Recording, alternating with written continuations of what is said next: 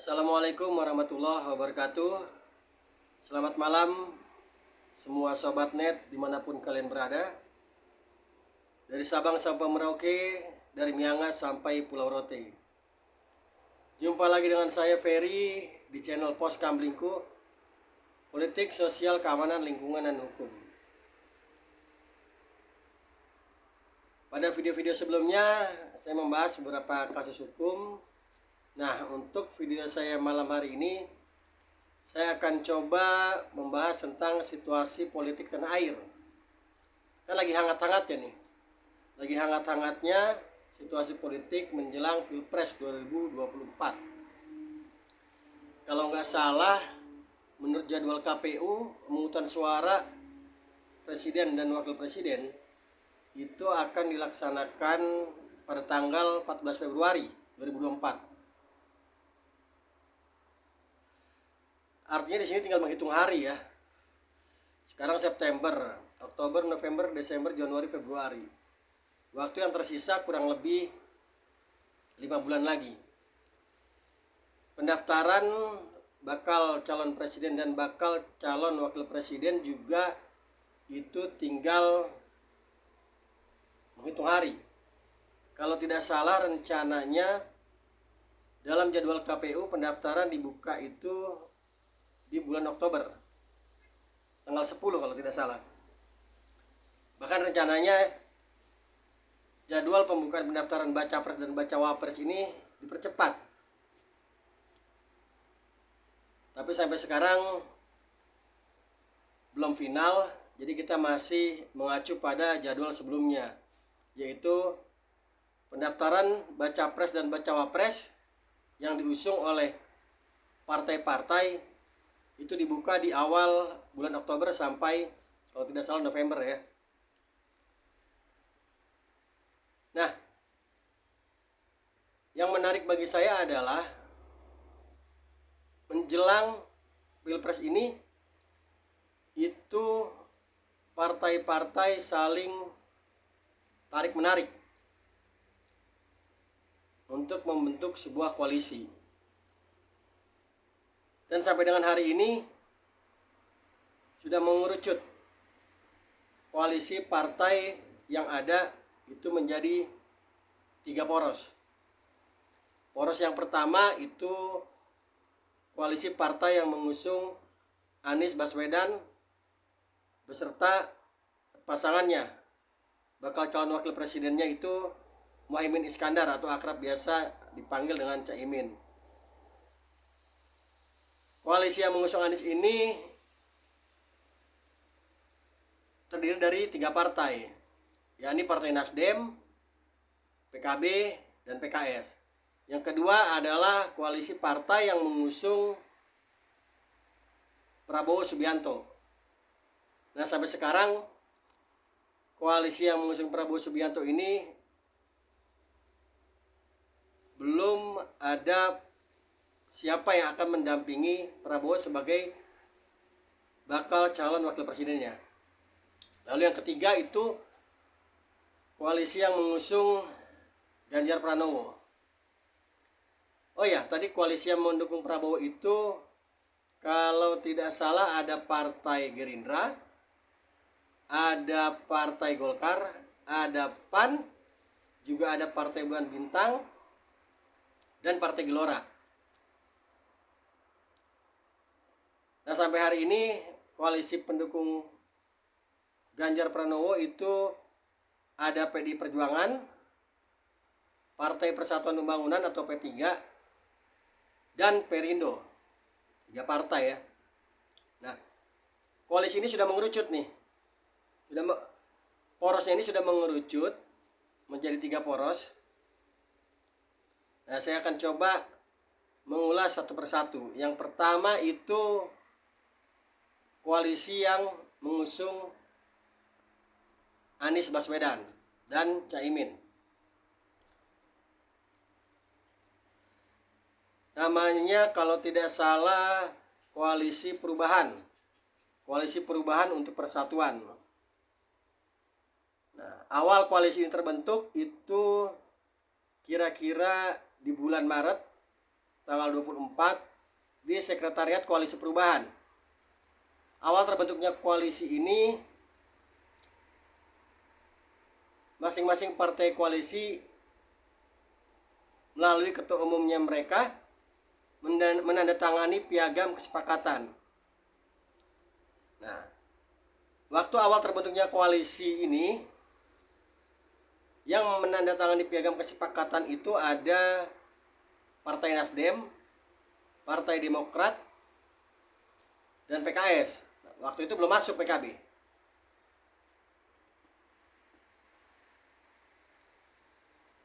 Sampai kemudian seiring berjalannya waktu, kalau tidak salah di bulan Agustus ya, bulan kemarin di akhir bulan Agustus kemarin itu terjadi pertemuan antara Ketua Umum Partai Nasdem Anies Baswedan dan Ketua Umum PKB Caimin. Setelah pertemuan ini, besok ramai di media bahwa Anies telah menunjuk atau memilih Caimin sebagai bakal calon wakil presiden yang akan mendampingi dia. Yang kemudian ini mendapat reaksi dari partai-partai yang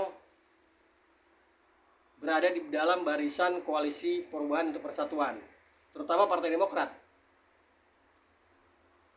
Partai Demokrat langsung bereaksi, mereka merasa bahwa Anies telah membohongi mereka. Mereka merasa bahwa Anies telah mengkhianati mereka.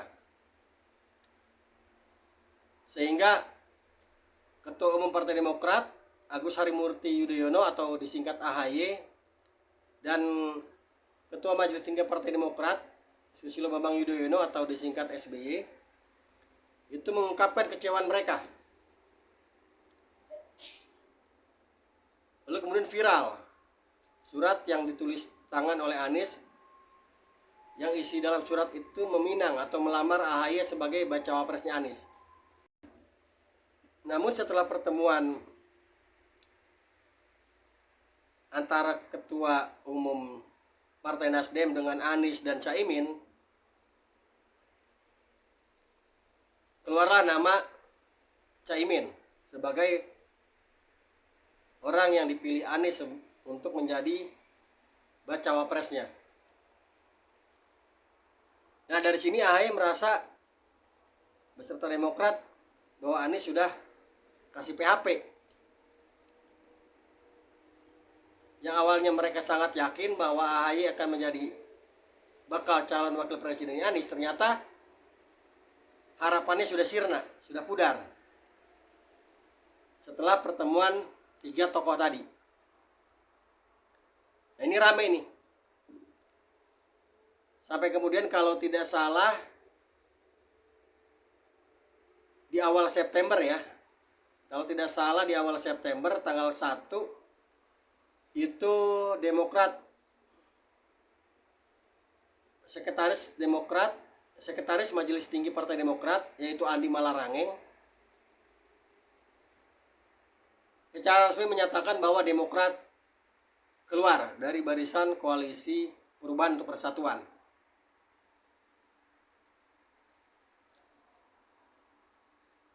Dan yang lucunya, sehari setelah Demokrat menyatakan keluar dari barisan koalisi, keesokan harinya tanggal 2 September Anies dan Caimin itu mendeklarasikan diri sebagai pasangan baca pres dan bacawa pres di Hotel Majapahit, Surabaya, Jawa Timur.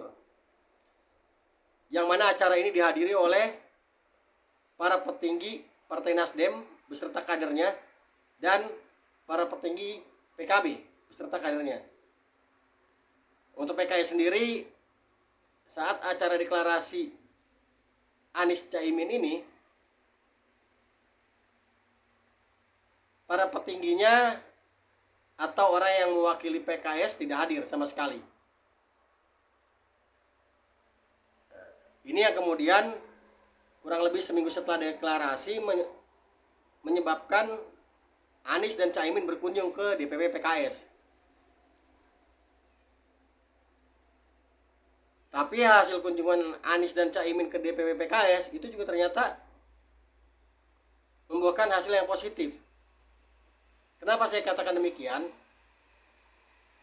Karena beberapa hari setelah kunjungan Anies dan Caimin, digelarlah musyawarah Majelis Syuro PKS. Itu kalau tidak salah hari Jumat tanggal 15 September. Malam hari hasilnya langsung diumumkan di berbagai media. Langsung konferensi pers tuh. Bahwa hasil musyawarah Majelis Syuro PKS menyatakan secara resmi turut mengusung, mendukung pasangan baca pres dan bacawa pres Anies dan Caimin. Artinya setelah keluar keputusan secara resmi dari PKS, sudah fix nih. Sudah fix bahwa Koalisi Perubahan untuk Persatuan itu tetap diisi oleh 3 partai. Nasdem, PKB, dan PKS. Kalau saja Demokrat tidak keluar, mungkin hari ini Koalisi Perubahan untuk Persatuan didukung oleh 4 partai. Tapi karena Demokrat keluar, tetap 3 partai yang masuk dalam barisan Koalisi Perubahan. Lalu setelah keluar dari barisan koalisi, Partai Demokrat sampai sekarang belum ada pernyataan secara resmi mereka yang menyatakan bahwa mereka akan mengusung atau mendukung baca pres yang mana. Namun di sisi lain, kembali ke Anies dan Caimin, keduanya ini masih berharap bahwa Demokrat itu bisa kembali ke dalam barisan Koalisi Perubahan. Meskipun menurut saya sangat kecil kemungkinan Demokrat kembali. Karena apa? Karena saya lihat kekecewaan mereka sudah sangat besar. Mereka merasa dibohongi, mereka merasa dikhianati. Terlebih kalau kita lihat background SBY dan AHY yang notabene seorang militer, yang mereka paling tidak suka dengan pengkhianatan.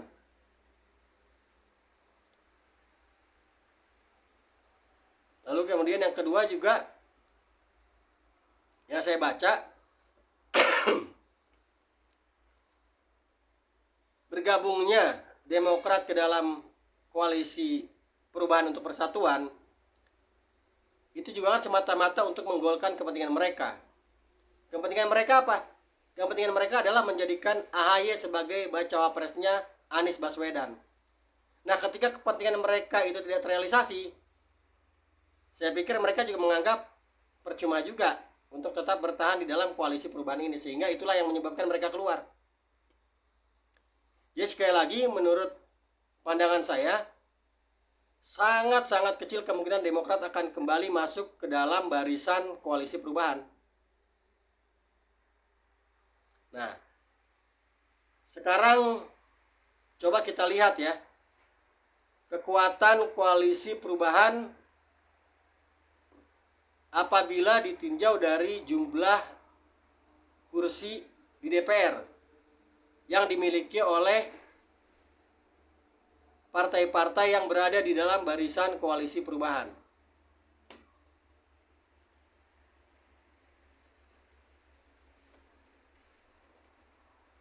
Nah, saya sudah mengumpulkan datanya. Pada saat koalisi ini terbentuk, kekuatan awal mereka kan itu terdiri dari Nasdem, Demokrat, dan PKS. Nasdem punya 59 kursi di DPR, Demokrat 54 kursi, dan PKS 50 kursi. Yang kalau ditotal, kursi yang mereka miliki di DPR itu berjumlah 163 kursi atau 28,34% dari jumlah keseluruhan kursi yang ada di DPR atau dari 575 kursi yang ada di DPR. 28,34% ini ya sudah pasti lebih dari cukup untuk mengusung baca pres, baca wapres, dan mendaftarkannya ke KPU. Karena kalau kita merujuk kepada aturan parliamentary threshold atau ambang batas, minimal partai pengusung itu memiliki 20% dari jumlah kursi yang ada di DPR.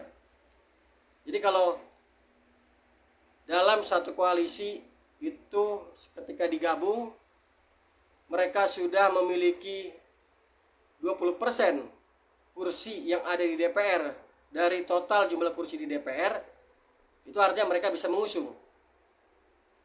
Atau kalau misalnya satu partai itu sudah memiliki minimal 20% kursi di DPR dari jumlah keseluruhan, itu mereka tanpa perlu koalisi lagi, mereka sudah bisa mengusung pasangan baca pres dan baca wapres. Contohnya siapa? Contohnya PDIP. Kursi PDIP di DPR itu kalau dipresentasikan ada 28, sekian persen lah. Artinya cukup satu partai yang di PDIP itu sudah bisa mengusung pasangan calon presiden dan calon wakil presidennya. Nah, kembali ke kekuatan koalisi Perubahan untuk Persatuan ya. Kalau ditinjau dari jumlah kursi di DPR. Kekuatan awal mereka sebelum Demokrat keluar dan atau sebelum PKB bergabung, mereka memiliki 163 kursi atau 28,34%. Lalu keadaan berubah ketika Demokrat keluar dari koalisi, namun di sisi lain PKB bergabung dalam koalisi. Jumlah keseluruhan kursi di DPR yang koalisi perubahan punya itu 167 kursi atau 29,04%, meningkat 1% lah dari kekuatan sebelumnya. Lalu bagaimana kalau ternyata kan dalam dinamika politik terkadang sulit ditebak. Bagaimana kalau ternyata tiba-tiba Partai Demokrat kembali lagi masuk ke dalam barisan koalisi perubahan? Nah, tentu kekuatan mereka akan semakin besar. Kalau saya hitung, apabila Demokrat kembali masuk ke dalam barisan koalisi perubahan, mereka memiliki kekuatan di DPR berjumlah 221 kursi atau 38,43%. Dengan catatan di sini Nasdem memiliki 59 kursi, PKB 58 kursi, PKS 50 kursi, dan Demokrat 54 kursi. Tapi karena sebagaimana tadi saya sudah sampaikan, sangat kecil kemungkinan Demokrat untuk kembali ke dalam barisan koalisi perubahan, maka saya dapat pastikan bahwa kekuatan koalisi Perubahan untuk Persatuan, apabila kita lihat dari jumlah kepemilikan kursi di DPR, mereka sudah memiliki 167 kursi atau 29,4%. Nah, dengan demikian, berdasarkan jumlah kursi di DPR, koalisi Perubahan untuk Persatuan yang terdiri dari 3 partai, yakni Partai Nasdem, PKB, dan PKS, itu memiliki kekuatan 29,4% atau 167 kursi. Apakah akan ada partai lain lagi yang bergabung? Semuanya mungkin saja terjadi dalam politik. Atau sampai pada saat pendaftaran pasangan ini ke KPU, yang mengusung hanya 3 partai ini.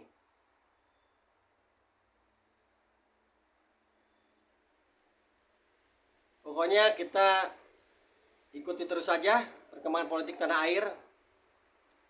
Apabila nanti ada perubahan, pasti saya akan upload video tentang update dinamika politik di dalam tubuh Koalisi Perubahan untuk Persatuan. Mungkin ini saja yang bisa saya sampaikan. Untuk Koalisi Indonesia Maju, saya akan bahas pada video saya berikutnya. Saya mohon maaf apabila ada kata-kata yang kurang berkenan, dan saya ucapkan terima kasih kepada teman-teman yang sudah bergabung dengan channel ini. Akhirul kata, wallahul muwaffiq ila aqwamit thoriq. Wassalamualaikum warahmatullahi wabarakatuh.